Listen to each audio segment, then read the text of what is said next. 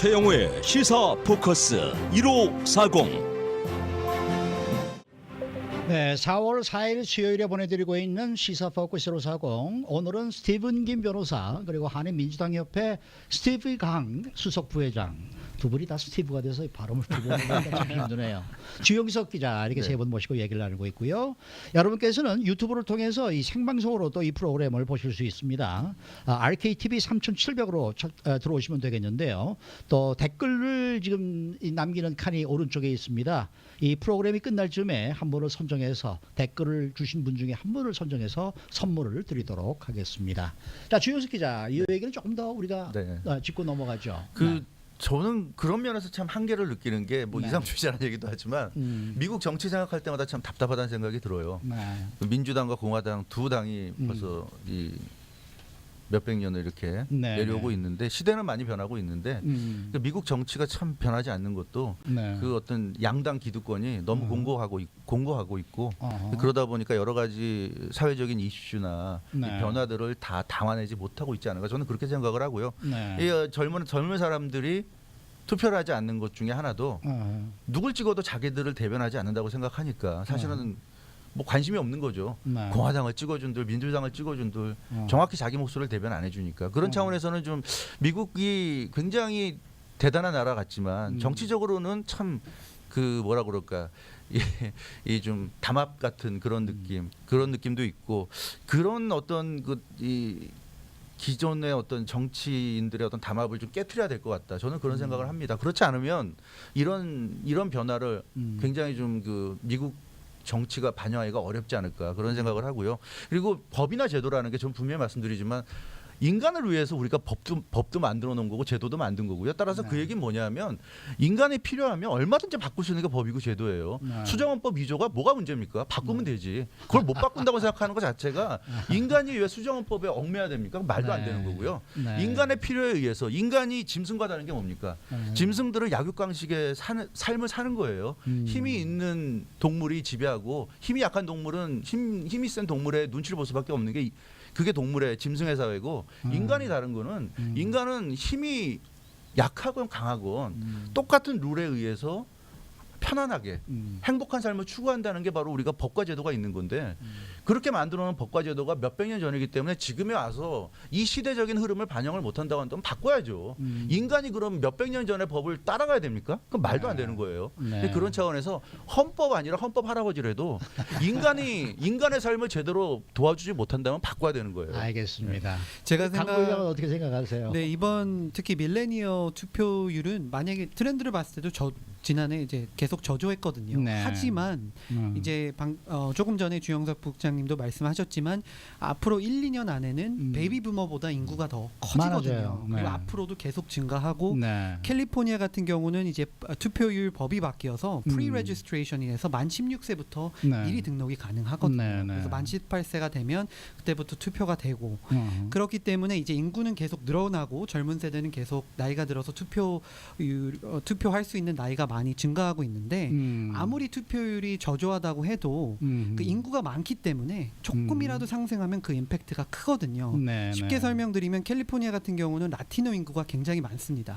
하지만 그 라티노 인구도 유권자 숫자는 많아도 투표율이 굉장히 저조한데 많은 정치인들이 그들에게 어필을 하는 이유가 인구가 너무 많기 때문에 투표율이 저조해도 그만큼의 막강한 그 투표 권한을 임팩트를 줄 수 있어서 그분들에게 어필을 많이 하는데 앞으로도 이제 몇 년 사이 안에 가면 물론 이제 백인 좀 나이가 있는 높은 이제 투표율이 보이는 분들도 계속 어필을 하지만 이 밀레니어 세대가 굉장히 이제 미국 정치에서는 좀 큰 키로 적용될 것 같습니다. 근데 어쨌든 뭐 이번 그 시위가 뭔가 변화를 준 거는 사실인 것 같아요. 예를 들어서 이 플로리다의 그 뭡니까 연방 법원의 그 왜 4억 달러 안전 법안을 무슨 이 통과시킨다든지 뭐 이런 것들을 보면은 그래도 뭐 좀 정치인들이 조금 각성을 했다 그럴까요? 좀 움직이고 있는 느낌은 있다. 물론 뭐 우리가 원하는 것만큼의 그러한 이제 효과적인 그러한 이제 총기 규제는 아직은 뭐 멀었지만은 그래도 뭔가를 움직이고 있는 것이 아닌가. 움직이는 것처럼 보이는 보여서 거예요? 여론을 잠재우는 잠재우는 거죠. 겁니까? 아까 우리 주영석 국장님이 말씀하신 대로 네. 바꿔야 된다.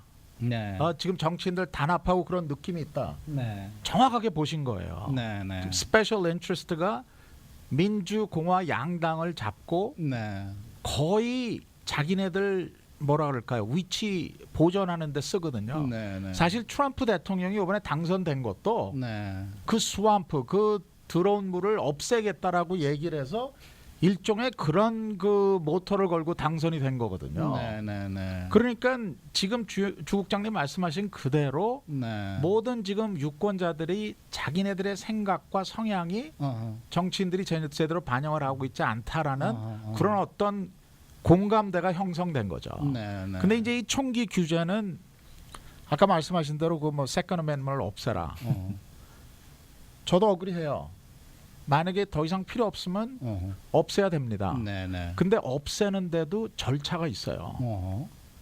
이게 그 절차에 따라서 없애는 걸 시작하는데 저도 세컨 어멘먼트 없애는 절차에 투표하라 그러면 저도 투표할 거예요. 네. 왜냐하면 저도 총기를 가져본 적도 없고 총기를 소유할 생각도 없는데 요즘은 이제 지진 나고 그러면 옛날 폭동 때처럼 이게 또 떼강도들이 어떡하나 이제 그런 걱정이 있긴 좀 합니다만 네. 근데 법을 바꾸는 것도 법대로 바꿔야죠. 그렇죠. 당연하죠. 그렇지 않습니까? 그렇죠. 그리고 그 네. 법이 바뀌기 전까지는 네. 그게 법 아니에요. 네. 그렇죠. 맞아요. 그러니까 네. 뭐 NRA를 없애라, 뭐 총기를 없애라. 그 세컨 어멘먼트이 바뀌어질 때까지는 아하. 그 세컨 어멘먼트를 존중해 주고 네. 그 세컨 어멘먼트 테두리 안에서 네. 법적인 절차를 밟아야 되거든요. 네. 근데 이제 여태까지 정치인들이 했던 게 뭐냐면 총기 사건 나고 콜럼바인 사건 나고 그러면은 여론이 막 몰아댈 때 법 하나 쓱 패스해요. 뭐 총기 규제 나이를 올리자. 뭐 이걸 바꾸자. 지금 여태까지 패스된 법이 몇 천 개가 넘습니다. 그렇다고 그래서 총기 그러니까 법을 준수하는 사람들이나 법이 패스될 때마다 총 갖다 버리고 총 안 사고 총알 조금 사고 가서 신고하고 기다리고 그러지 이런 살인하고 총기 난사하는 사람들은 그런 법을 지키는 사람들이 아니거든요. 네. 그러니까 저도 요번 이런 것들로 어떠한 좋은 좀 계기가 돼서 네. 정말 안전을 정말 더 지킬 수 있게끔 했으면 좋은데 네. 불행하게도 정치인들은 또 한 번 쇼를 하고 또 한 번 법을 패스해서 우리가 뭔가 한 것처럼 해서 여론을 잠재우고 이건 또 넘어갈 거예요. 네. 옛날에 그랬듯이. 예, 총기 규제에 대해서는 공화당이나 민주당 모두에 좀 불신이 있는 이유가 사실은 수정헌법 위조 같은 게 정가의 보도처럼 네. 이런 이슈가 나올 때마다 헌법적 권리인데 어떡할 거냐는 식으로 나오는데 그렇다면 수정헌법 위조에 대해서도 좀 우리가 생산적인 논의를 할 수 있는 장을 마련해주고 정말 이게 수정헌법 위조가 이 시대에 21세기 이 시대에 맞는 법인지 진지하게 논의해보고 토론도 해보면서 우리가 해결점을 정말 그래서 이걸 개정을 하거나 폐지를 하거나 그런 걸 논의해야 될 거 아니에요. 근데 네. 논의 자체가 안 되잖아요. 그런 네. 거 자체를 피하고 있고요. 네. 그리고 뭐 버니 샌더스 아까 얘기했지만 버니 샌더스도 아시다시피 총기 규제에는 소극적입니다. 네. 소극적이에요. 그래서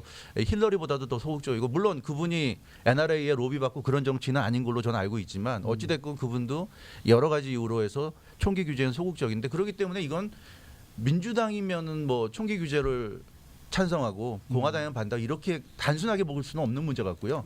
정치권 전반이 이거는 좀 각성을 해야 될 문제가 아닌가 저는 그런 제가 생각을 거기에 대해서 간단하게 조금만 대답을 한다면은 이 총기라는 게 미국 역사에서 아주 떼어놓을 수 없는 미국의 이 뭐라 그럴까요? 독립을 만든 정치에 대한 정부에 대해서 싸울 수 있는 그런 어떤 역사적인 그 흐름이 있어요. 네. 그러니까 총기를 반대하는 버니 샌더스도 이런 미국의 역사의 흐름에 예를 들면 한국 역사의 흐름에 네. 뭐 된장찌개가 정말 저희가 먹는 하나가 되는데 미국 사람이 와가지고 야 너 된장찌개 냄새 나니까 먹지 마라. 뭐 그렇게 냄새 나는 걸 먹냐? 그러면은 사실 한국의 그 문화를 모르고 하는 소리거든요. 네. 그러니까 저희가 미국의 이민자로 와서 살 때에는 미국의 역사를 봤을 때 총기가 얼마나 미국 문화와 역사에 같이 자라왔다라는 그 점에 대해서는 저희가 이해를 해주고 시작을 해야 됩니다. 네. 그 다음에 어떻게 더 안전하게 어떻게 하면 더 총기 규제를 잘해서 이런 불상사들이 지금 계속 일어나는데 저도 그거 보고 야 이거 만약에 우리 애가 그 하이스쿨에 있을 때 저런 사고가 났으면은 이거 정말 가슴이 덜컹하는 얘기거든요. 네. 그러니까 그냥 또 하나 여론몰이에서 법 패스해서 넘어가는 게 아니라 저도 어떤 좀 근본적인 해결을 원하는데 네. 이거는 정말 해결이 없는 문제입니다. 네. 근데 이게 이 얘기는 하다가 보면 끝이 없어요, 그죠? 네, 우선 여기서 홀드하십니다. 우리 다음 주제로 넘어가도록 하겠는데 잠시 전화 말씀 듣고 돌아오겠습니다.